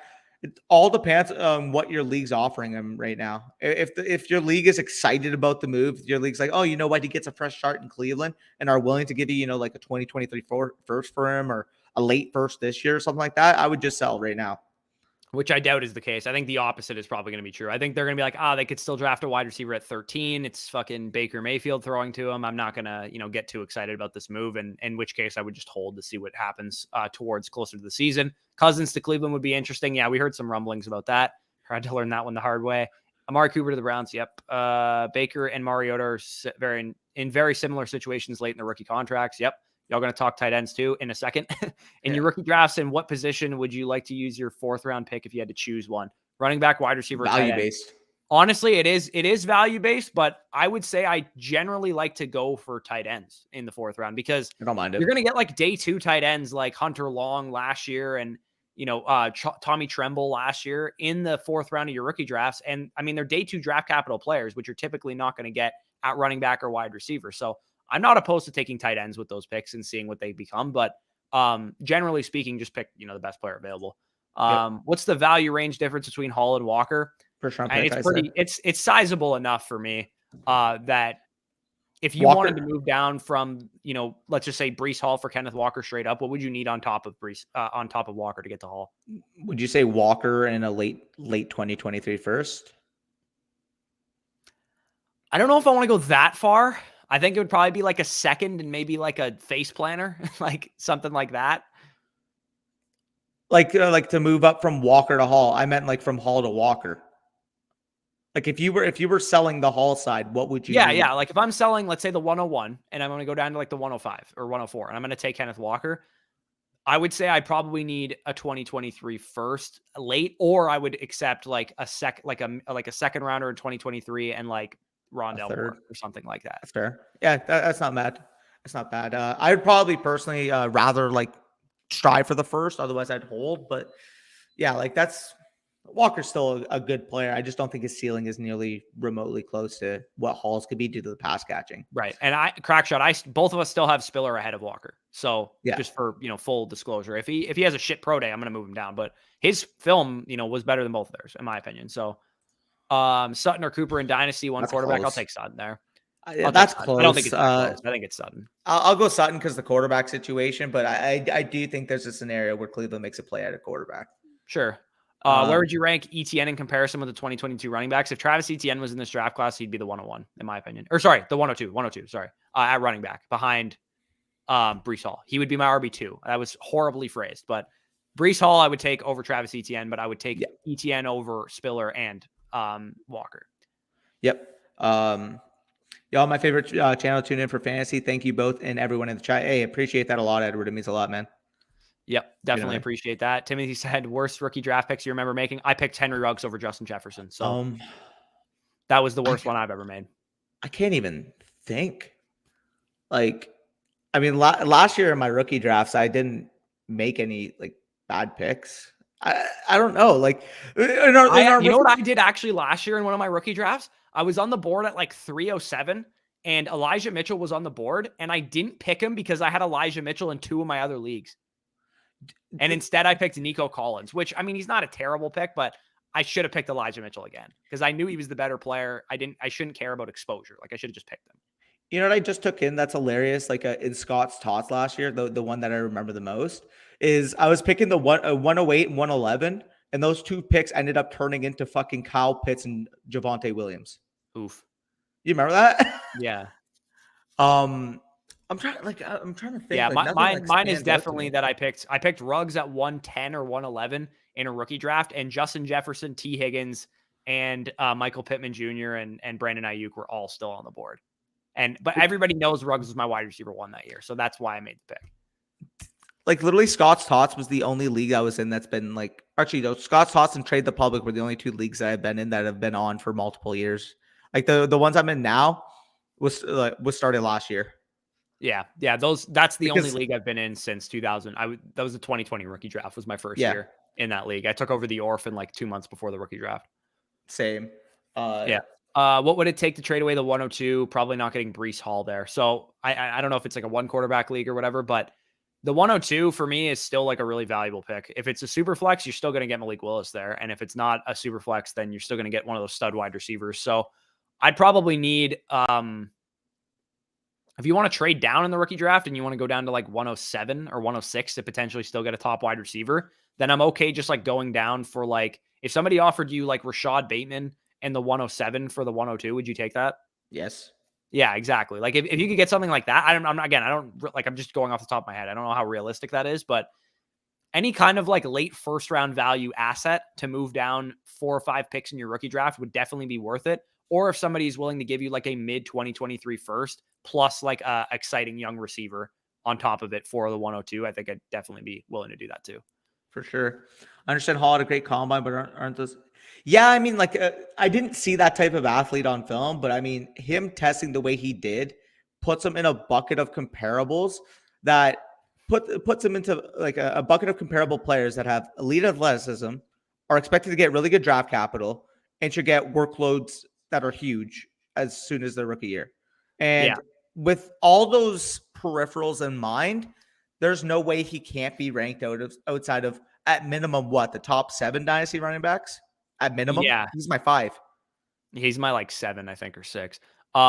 So why I changed my mind a little bit on Hall, because I still liked Hall. I didn't like hate him or anything. But number one, my biggest concern with what I saw from him on film was because he was listed at like 6'1", like 215. He looked like he wasn't able to handle contact well on film because he was too tall and too long. So the fact that he is more compact was a big win for me. The fact that he also can win with athleticism only if he wants to, he can, win with contact obviously too. But the fact that he's elusive enough and athletic enough to win with athleticism at the next level consistently was a big, checkbox for me. So that's why I moved him up. He's still only a early 2nd round grade in my grading system. I had a higher grade on Javonte Williams, higher grade on Travis Etienne, and a higher grade on Najee Harris last year. So he's not like an elite running back all of a sudden for me. This is a weak class. It's an underwhelming class. So the fact that he's the 101, he would have been like the 105, 6, 7 for me last year. Yep. In Denver, Hall over Etienne, interesting. I think I'd have them flip, but it's close. It's just expected draft capital. You're dealing with an injury there with Etienne. The Jacksonville situation is very muddy. And in terms of actual appreciating value, like as soon as Breece Hall gets drafted, basically the consensus of Twitter is going to talk about how this guy's a top 5 running back. Right. So that's why I would prefer Hall, is because I think the market value of Hall is significantly better. All right, I want to pivot to some wide receiver free agents real quick. I just want to talk about some of these guys as an overall view. Just because there's not a huge bunch of notable names left, but Will Fuller, DJ Chark, Juju Smith-Schuster, Christian Kirk, Odell Beckham Jr., some of these guys that are like wide receiver 3 types in fantasy, does any of them interest you? Like from a buy them before they get, paid in free agency, or once they get signed, are they guys that you're interested in at all? Kirk's the most intriguing one for me because Kirk showed this year that he could be a really solid wide receiver too in a high octane offense. And he was what, a top 25, top 30 type of fantasy wide receiver. I can see the best landing spots for him being a team like Buffalo, for example. Yeah, Buffalo's just because he was on a double date with Josh Allen. Everybody's just fantasizing about Christian Kirk replacing Cole Beasley in the slot in Buffalo. That makes a lot of sense to me. I still think Will Fuller's a great wide receiver. And I agree. If Carolina, or it's not if Carolina, sorry, if Philadelphia were to get Deshaun Watson and Will Fuller was available for a 1-year deal or something like that, that would make a ton of sense to me. I agree. So those two are pretty much checked off. Fuller, Eagles, Christian Kirk to the Bills. DJ Chark's interesting too, I think too. Just because he was really talented when he was, on the field. He never got a chance to play with, a better quarterback like Trevor Lawrence, even though he wasn't very good last year. DJ Chark would only interest me if he went to a great offense, I would say, with a quarterback that can sling it deep. So if DJ Chark went to, Buffalo as the wide receiver 2 or something to replace Emmanuel Sanders, that would interest me. If he went to, a team, if he went to Kansas City opposite Tyreek Hill or something, that would interest me. But I'm sure those are very low hanging fruit that would interest anybody if he went to those teams. For sure. The one I'm looking at here too, I mean, we could pretty much agree that Odell. I think Beckham's going back to the Rams. I don't think he's going anywhere else. It has to be. It's gonna sound like a very narratively based take, but do you go into the Chiefs to make some TikToks with Mahomes' brother? Oh, geez. I think Juju, he definitely would benefit from going to a team that would have, like, if he went to the Colts with, like, let's say they get Jimmy Garoppolo and he goes to the Colts alongside Michael Pittman Jr., I think that would make a lot of sense for Juju as well. Yeah, no, I think I saw that listed on Twitter as well. MVS, fucking who cares? Like, yeah, I honestly don't care where MVS goes either. Russell Gage, I don't really care either. Like James Washington's semi-intriguing. Like if Dallas want to get him like super dirt cheap as a wide receiver 4 that can stretch the field, I think that would make sense. Yeah, I would only like some of those other guys. I'm only interested in if they go to like half decent offenses. Yeah, for sure. So we can move on to tight ends. Let's get a couple comments here, and then let's bang out these tight ends because we don't want to keep you guys for a crazy amount of time. But how many seasons do you think he has left? I think he's undervalued. Honestly, I think Hopkins has 1 productive season left maximum, and he might already be over the hill. Honestly, like I'm not in on DeAndre Hopkins buying him in dynasty leagues right now. Could it work out? Absolutely. He could be outlier Hall of Fame caliber wide receiver, but Julio Jones is an outlier Hall of Fame caliber wide receiver, and he already fell off too. Yep. I picked Andy Isabella. Oh my god, that hurts. Jeez. I think the Raiders said the exact same thing. Bush. Yeah, picking Henry Ruggs over Jefferson and those guys. Oh God, no. Oh, Monte Ball. I remember, dude, he was so productive in college. I took Lawrence at 101, Pitts at 102 last year. I should have skipped Lawrence and took Chase. You should have taken Lance. That's what we would have told you to take. I mean, that's not even like the worst outcome that could have happened because Lawrence is still a top 3. Dude, in my gut of guts, there was like a world where if Trevor Lawrence was, thankfully I didn't have any 102s last year where Trevor Lawrence would have been on the board, but like I might have passed on him there too because like I just like didn't believe in the outcome for Trevor Lawrence. Like I think it was a lot safer to go with Trey Lance first and foremost, and then if you wanted to go with ETN or Najee Harris or Jamar Chase or Kyle Pitts, like it just made more sense to me to go with those guys. But Trevor Lawrence, obviously being a quarterback, being as talented as he was, it's hard not to take him at 101 or 102. For sure. Is Rojo worth a 3rd round pick? If you can get a 3rd round pick for and go get Rojo, I don't mind making that move. I would rather sell Rojo for a 3rd round pick if I'm the guy who has Rojo, and like you can potentially get a 2023 3rd in like a rebuilding type of scenario. I'm saying if you're a contender. Move. Yeah, I think it's a fine move either way. If you're the contender buying him for a 3rd rounder or getting it for a rebuilder. I anticipated this as he was trying to buy Rojo, and I do think a 3rd round pick would be appropriate value. If he lands on a team like the Jets, he could have a similar value range to what Melvin Gordon was for you last year in terms of production. Or like he could have like a Damian Harris type of role in that kind of offense as well. Yeah, for sure. Gallup's deal is not complete, not yet per source, but they're working hard to extend him. Okay, that's cool. Good afternoon, y'all. What's up? Is that Coach Bobby Bruce? No. Yeah, that actually might be. Yeah, that might be. I just took that Robert Bruce. I guess that could be Coach. 103, 109, 110, and 111 in our superflex rookie draft. Should I go quarterback with pick 3 or hope somebody like Pickett is available If later in the first? I would hope that Howell if is available Willis at 109 if Willis personally. is there at 103 though, I'm taking him. Yes, yeah, I agree. If Yeah. Willis is there at 103, I would take Willis. But 109, 110, and 111, you should absolutely be able to get either Howell, Pickett, or Corral there with one of Yeah. those picks. Probably, yeah. I mean, Brock literally just pointed it out there as well. Cooper to a quarterback. I told you, man. People are gonna have that. They're gonna Yeah. have that stigma in their mind. I think Cooper could end up being like a sneaky value in Dynasty right now. This is interesting. If you have TJ Hawkinson, what would you take for him in a 10-team superflex? I would say probably a 2023 first. Yeah, I'd probably take that. I would need probably like the 109 or higher in this year's class. But next year's class, I would take any 2023 first, I think. I agree with you. In a 10-teamer, you could fill out the tight end position a little bit easier. Yeah. Kenneth Walker with the 105 in a superflex. I have Herbert, Allen, and Winston. I think I have no problems no. taking Kenneth Walker with 105, but I personally would wouldn't. take one of the stud wide receivers, Breece Yeah. Hall or Malik Willis, if any of them fall there. Yeah, I agree with you there. I wouldn't take Walker at 105. They hope the Chiefs end up with Boye Mafe at 30. I've been hearing some hype about him. I'd be interested to check him out because I know like Daniel Jeremiah has talked about him a little bit. Like big time type of NFL media guys have been talking about Boye Mafe potentially being like a top 40 type of NFL pick. So I'd be interested in checking him out. Do you think Detroit drafts another wide receiver in day 1 or 2? I don't get why people are down on Amon-Ra. I think they draft either one. With 32 or their second round pick, one of them is going to be a wide receiver. I think they draft one, but as soon as they draft one, that's when I'm looking to actually buy Amon-Ra. Oh, absolutely. I think Amon-Ra is going to everyone's going to go Swift and Hawkinson were off the field. Now they draft George Pickens or whoever they draft. Amon-Ra St. Brown's value just went from the 108, which is probably where it should be, to, the 206, 205, 204, somewhere in that range. And I would much rather have Amon-Ra St. Brown than those mid-second round picks. For sure. Christian Kirk and DJ Chark. Wait. Yeah, we were talking about them. Christian Kirk and DJ Chark. Yeah, like both of those guys are semi-interesting if they go to half decent landing spots, but they do kind of strike me as sell high candidates if they go to like, spots where like if DJ Chark went to the Chiefs, like what can you get for him? Like an early second rounder, probably. Like I would easily take that over DJ Chark. I would take that in a heartbeat. Because we mentioned like who are other interesting receivers. I get that. Okay, I'm caught up. Sleeper Marcus, we were literally just talking about in the chat. Yo, what's up? Finally caught you live. Yeah, we were talking about like off stream. You're mentioning your ranking of Watson. Yeah, he's really intriguing, man. Honestly. Sleeper Marcus, shout out to him. He's one of our patrons for sure. If you guys are interested too, we've been talking about our rankings this whole time. If you're interested in our rankings, available in the Patreon. I'm never going to get these things correct. Patreon is the website. Patreon is the people that are, supporting us over there. So, that link is in the description if you're interested in anything.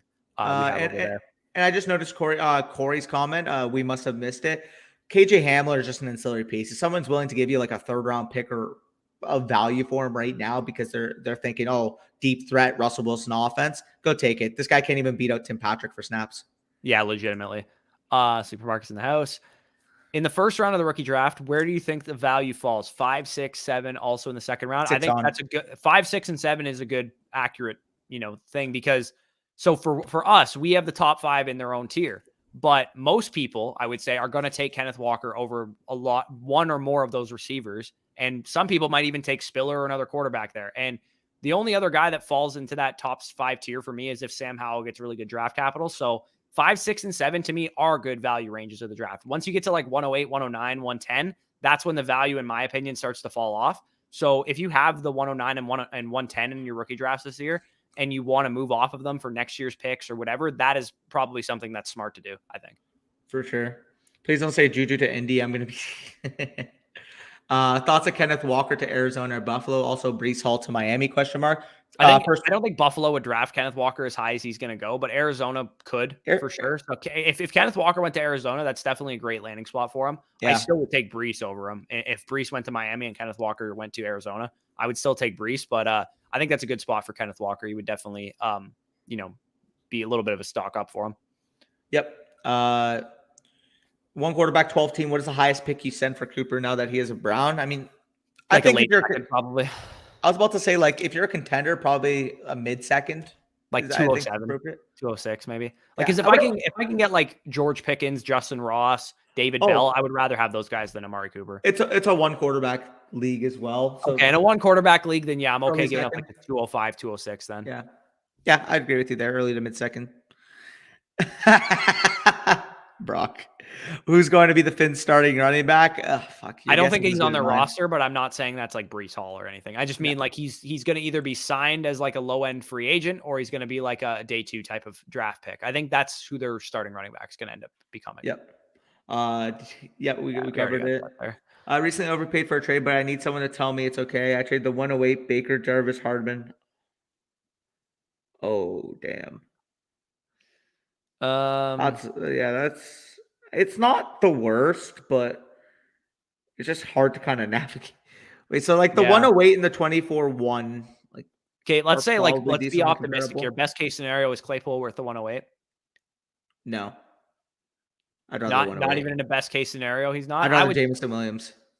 Yeah, that's fair. But I mean, if you want to, I'd rather have Olave and Williams than Claypool as well. I mean, if you want to equate the 24-1 to 108, I think that's probably more reasonable. Yeah, fine. And then it's Claypool for what? Baker, Jarvis. 2/3. Not the worst. Jared Cook. I mean, that's not terrible. It's not like you're giving up anything crazy. Like, genuinely, at most, you probably could have gotten like an extra second, but realistically, I don't think you overpaid like crazy. Yeah, it's definitely not. Like, I definitely would take his side of it, but it's not terrible. I would say. I've seen worse. He says his receivers are Pittman and Ridley and Tony and Claypool now. Best land. I mean, he already landed in a spot gone network. So yeah, I don't think it was the best landing spot for him, but it's a spot. Nope. Pittman. Yep. What's to do at 106 in superflex? 106 is the most. 106 is the pivot point for us. Now, I think there's a number of directions you can go with 106. If Sam Howell gets high draft capital, then I would go with Sam Howell. Yep. If that doesn't happen, let's say Sam Howell goes in like the second round of the NFL draft or something.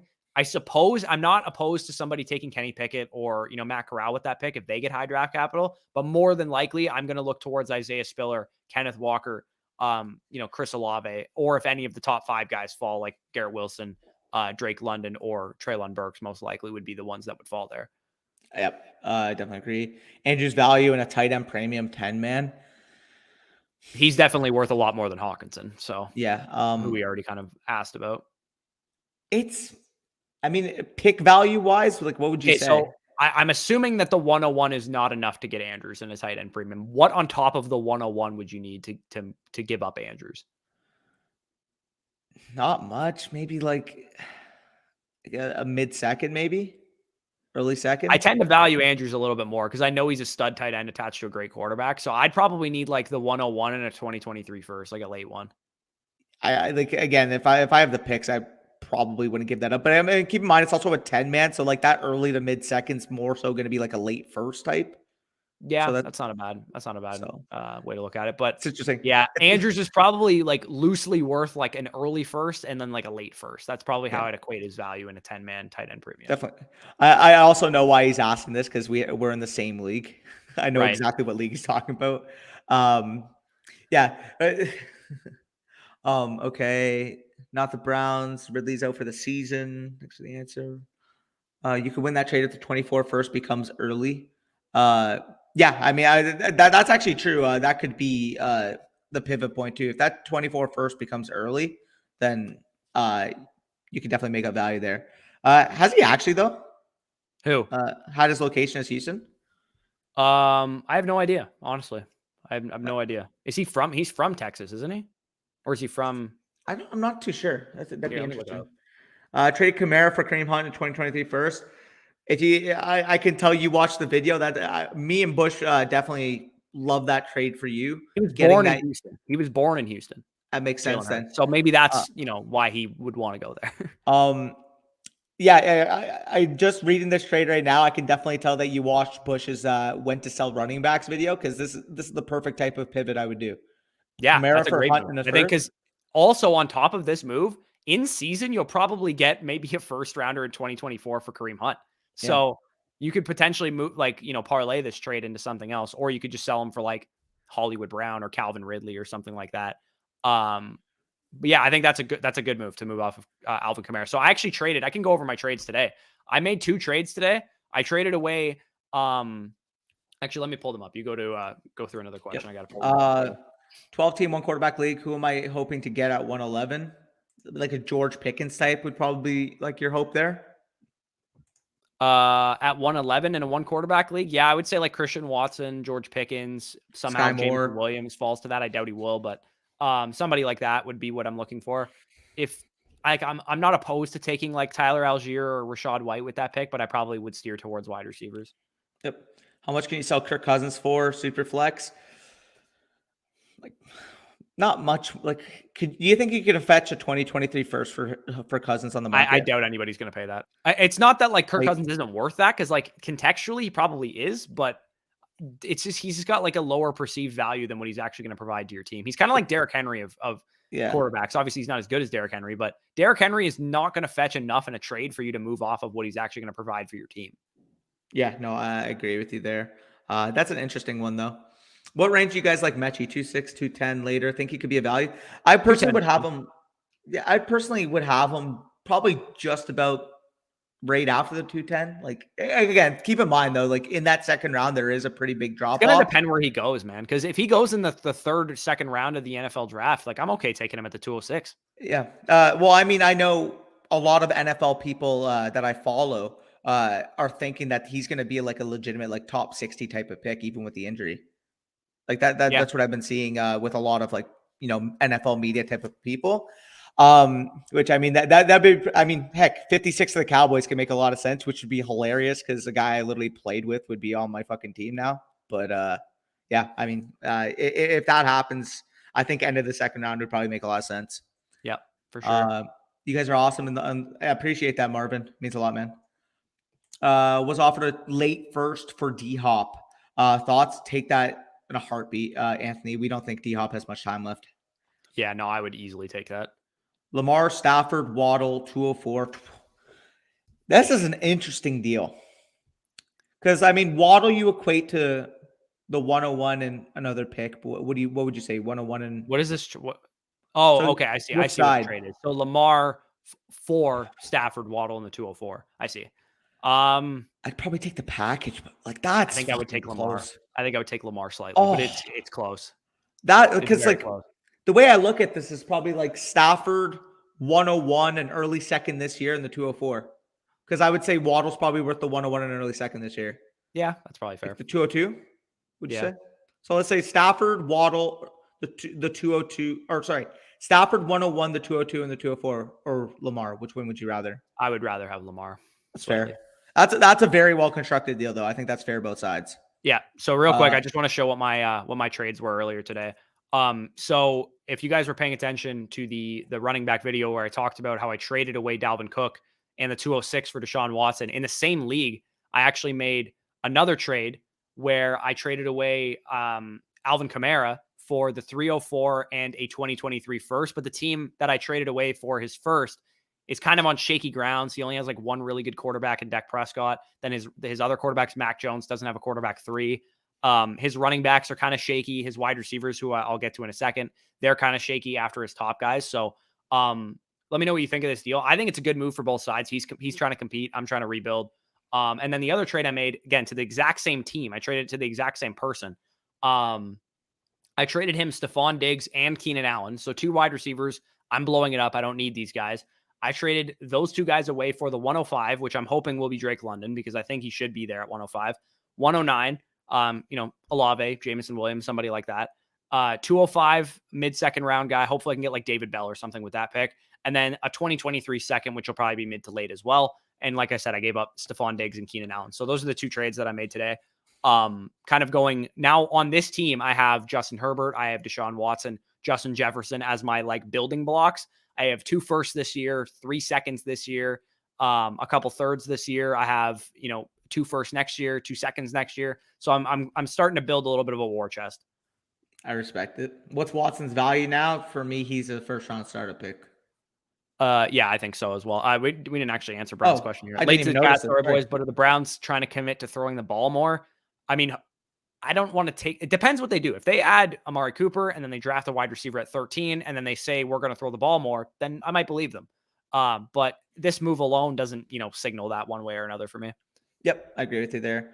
Why did Carson Strong fall so much in the rankings? I had him as my QB2 after Corral. He's In for me, fantasy, he's just he's not redundant. mobile enough to warrant being interested in fantasy unless he gets really high draft capital, which I don't think he will.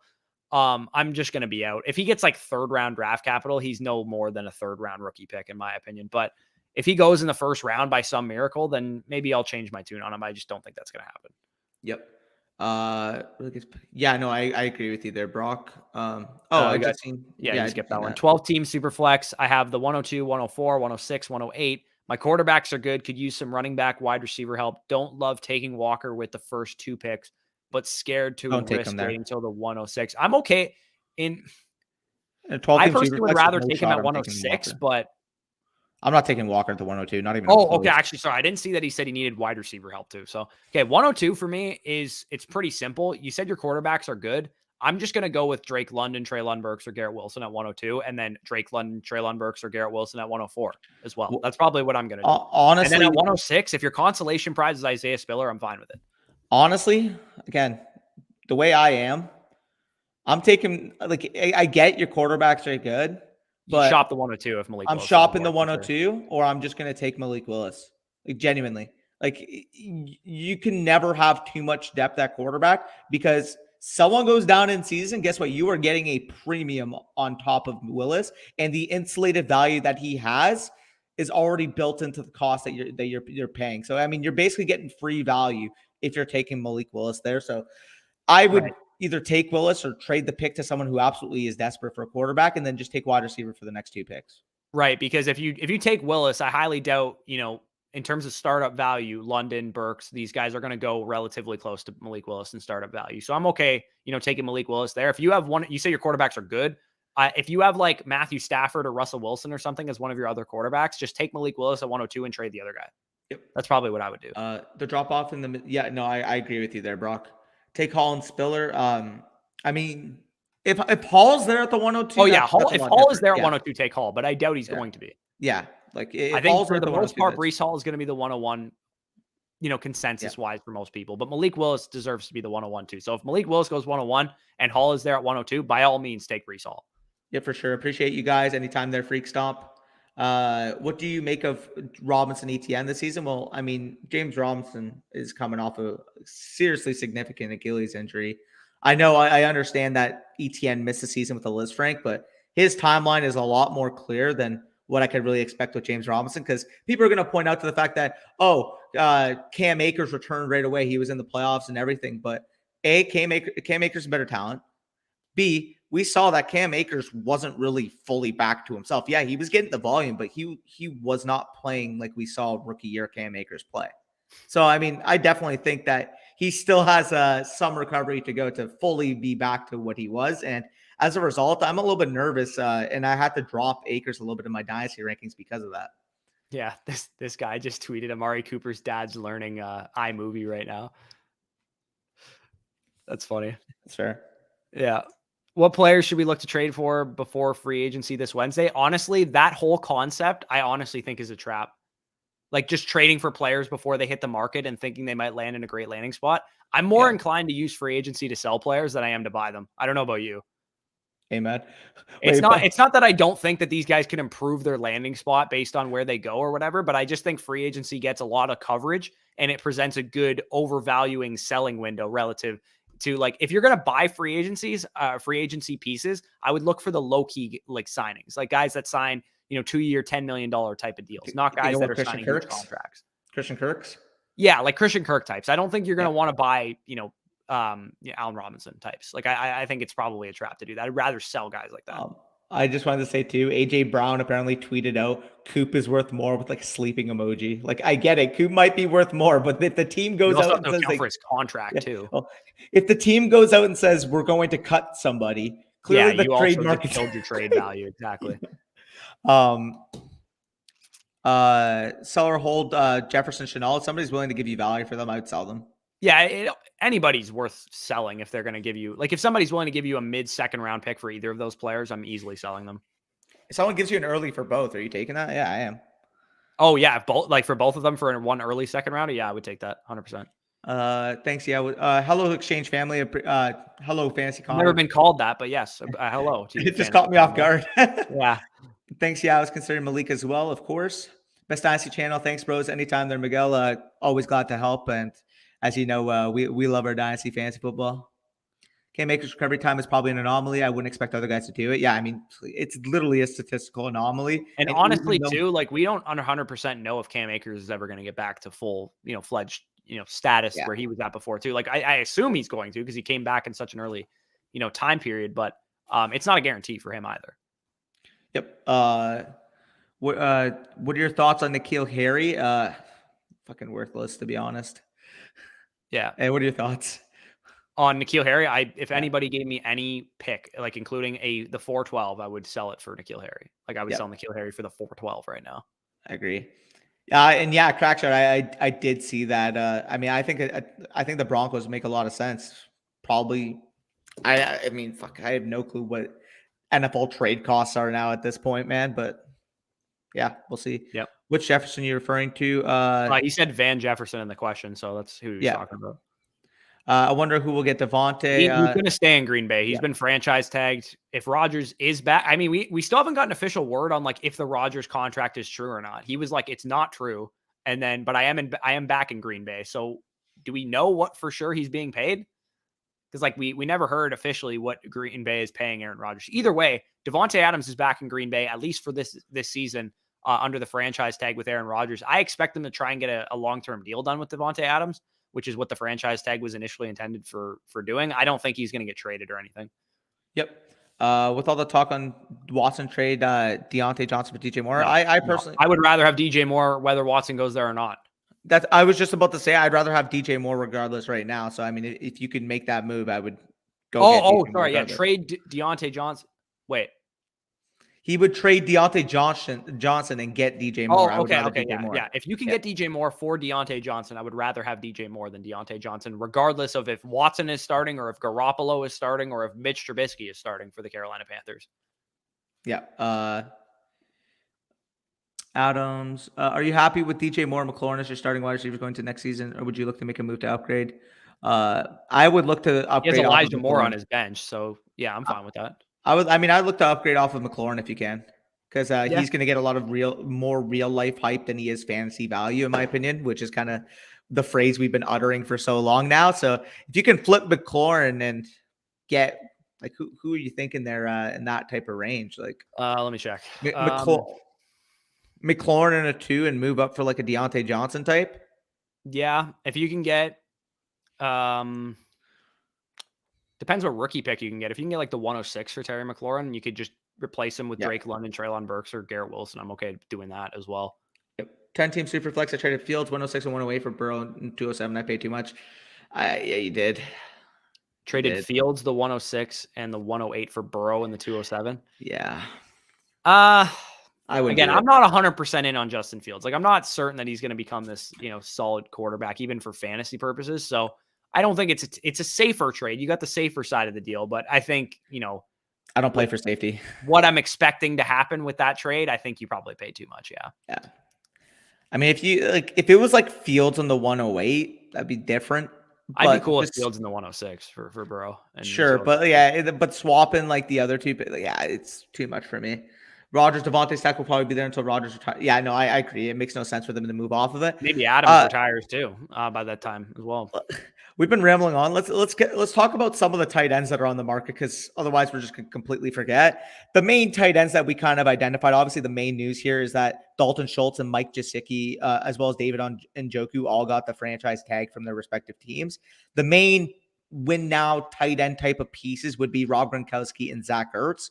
For me, Rob Gronkowski, I don't know if this is going to happen in real life, but man, if Rob Gronkowski landed on the LA Chargers, I'd be ecstatic. I honestly just don't know what's going to happen with him. He said he's not retiring. Is he going to be back with Tampa Bay? If he's back with Tampa Bay, I have some, interest in him because they know how to use him clearly, and he's been productive with that team. So I'm okay just holding Rob Gronkowski if you have him, and if he re-signs with Tampa Bay, just hold him as like a, back end tight end one for like a win now contender. If he's back with Tampa Bay, I think people are going to undervalue him because Brady isn't there. So I'm probably not going to be looking to sell him if he re-signs with Tampa, but he's a guy that could be fantasy relevant for a contender. So he's a guy could be underrated going into next year. In terms of Zach Ertz, I mean, he showed that he could still play. So if Zach Ertz goes to like Indianapolis or Buffalo or somebody like that, I think he's going to definitely have some win now appeal for sure. Yep. 10 team, one quarterback would trade D Hop 201 and 302 for Terry. I don't. No, I would just take the picks. Yeah, I think I would try and just sell D Hop for a pick straight up. Like if Yeah. somebody will give you the 110 or a 2023 first for DeAndre Hopkins, and then you just keep the 201 and 302, because I mean the 201 is probably going to be like Christian Watson or something. Like, and I would rather like take the shot on him, and then you might even be able to get somebody interesting at 302 too. Like if people are way down on David Bell because of his combine or something, then you might even be able to get somebody like that, or you could just take an upside shot on like, somebody else at 302, either a running back, wide receiver, or tight end. Yep. When now? Yeah, I mean that makes. I think they'd go after more like an Evan Engram type. I know there's been some interest there between Engram and the Bills. Keep Knox more as your inline guy. Have Evan Engram as your pseudo like slot, if you will. I don't know. Yeah. Either way, I've heard some interest between Engram and the Bills. I think that's more likely than a Gronk type. Yeah. I thought Ertz would go. Yeah, I mean, fuck. I don't think he's gonna be competing with Logan Thomas and Ricky Seals-Jones over there in Washington. So that'll be interesting. Ingram interest. I've been hearing the Bills all over my Twitter. Are the Eagles players for a wide receiver in free agency? I wouldn't be surprised if they went that route instead of drafting a wide receiver. If they went and signed, DJ Chark, Will Fuller, Allen Robinson, somebody like that, instead of drafting a wide receiver with one of their first round picks. That wouldn't shock me if they went that route. I definitely think they're going to be in on these guys. I'm not sure how much money they're going to be willing to spend.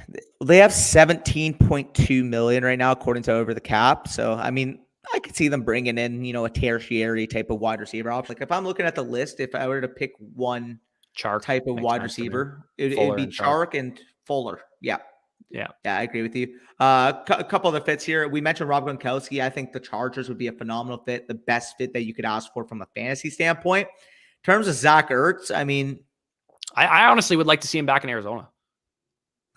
I think the Jets make sense too. Yeah, I could see that. I think the Jets make sense because makes sense, obviously, too. They have no tight ends there, and they've had interest in him in the past. Like, because when I'm looking at the Jets here too, you obviously drafted Wilson last year. Your main goal this offseason should be building around them, whether that's taking a tackle in the draft, drafting another wide receiver. I think Ertz could be that veteran type of security blanket that a guy like Wilson can need, because at the end of the day, he did look at times a little bit overwhelmed. So giving him that type of security blanket that can, get him the 6-7 yards whenever he kind of needs it would be a good play for his development. So I think Ertz to the Jets would be a great fit for both Wilson and from a fantasy standpoint. Hey, I mean, we saw guys like freaking Ryan Griffin see relevance on that team.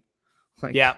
And any of these other tight ends, OJ Howard has been, in the clutch of Bruce Arians for a while. Like, I would have I'm minded not really all that interested. If he signs like a somewhat big contract, I think he's a perfect sell candidate because he just hasn't proven the ability to command targets consistently or just get on the field consistently either. So if he signs like a 3-year, like $25 million deal with somebody, like I think if anything, he's signing a prove it deal. And the reason why I'd be interested in him from a real life perspective is I think a team like Dallas, like, again, if he's asking for a cheap deal, he hasn't been productive these last couple of years, it would make a ton of sense because Schultz is on the tag. Realistically, if Dallas didn't want to pay Schultz the big money next year, they can move with a tight end core of OJ Howard and Sean McEwen, hopefully developing this year. I could see like a bad team overpaying him, like the Jags giving him like 3 years, $40 million or something for Trevor Lawrence. And like, I just think that's going to end poorly. If that happens, just sell him.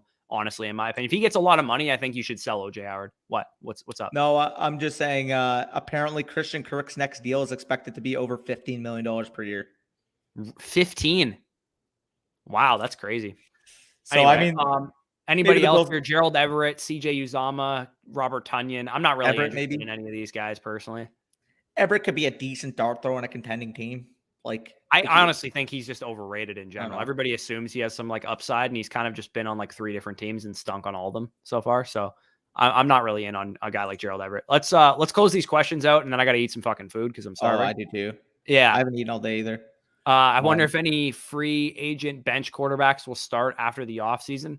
I mean, maybe if you guys have like Trubisky or anybody on your bench right now, I'm sure they could definitely get a starting type of option. Gronk to Cincy, that would be kind of fun. I That don't would know be if fun that's too. going to happen, but it'd be fun for sure. Ingram drops passes from Jones, but expects to catch rockets from Allen. That's funny. Yeah, we already talked about that. Will Parham take over for the Chargers? No. I doubt it. I think they're more likely to give a shot to their rookie, McKitty, than they would be to Parham. I don't know. Maybe that could be a Fugaz for me, but Corey says last wide receiver question for me. Any young Chargers looking to break honestly, with Mike Williams back there, I'm not Yeah. I'm not encouraged about Josh Palmer or Jalen Guyton or anybody there. Don't forget to finger that button. I mean, Yeah, if you hit the like button if you guys haven't already done so, I think that's what he means. I appreciate that. That's just, the wording just got me. What's up with the Colts? Fuck, who knows? To be honest, Yeah, I think they're gonna do something at quarterback. I just don't know what. Paul Jets. Wait, Oh, he says Jets heard Cooper to Browns, no quarterback. Oh, oh, I thought you said Jets. I'm blind. Just heard Cooper to Browns, no quarterback. Yeah, dude, I told you, man. That's what people's reaction is going to be. They're not going to like it. They're going to think Baker stinks and Cooper's dead. Yeah, and by the way, Kirk to the Bills looks a lot less likely because they have all of $900,000 on over the cap. Obviously, restructuring is going to help there. I'm sure you're going to restructure that Allen contract because he's going to be here for probably the next 10, 15 years in Buffalo. But yeah, other team like Christian Kirk, I mean, maybe Cleveland. Yeah. You bring in Kirk and then you drop the receiver, and now instantly you have one of the best receiving corps in the league. Yeah, that would make some sense. I wonder where the defensive studs will go. Yeah, it should be interesting. John, they're just talking shit back and forth. 10-team Superflex happy PR landed Antonio Gibson this week for what? Oh, what the fuck? How did you do that? What? That guy should retire from Dynasty. That's what you call a fleece. I'd call that the golden fleece. Yeah. The main rumor I'm hearing from the Colts is Mariota. Ballard won't be paying. Yeah, that makes sense to me. All I'm going to say is the Lions stink. Yeah, the Lions do stink, but they might not stink forever. So exciting. I'm going to hop off of here. We'll Same. both hop I'm off starving. here because we've been on here for like an hour and 40 minutes. And I'm starving, and I'm sure Danny is as well. Thank you guys for joining us. Again, if you are interested in our Dynasty Rankings Manifesto, I have all my stuff updated. Rookies are in there. Danny's will be updated later today, I'm assuming. So if you guys are interested in that, link is in the description for our Patreon. You can get it over there, and you can also get a bunch of other benefits, including Dynasty Decisions Priority, which we will be recording tomorrow. So if you have questions for that, the fastest way to get priority for that is becoming a Patreon. Like this video, comment, subscribe if you're new. Peace out, guys. We'll talk to you soon.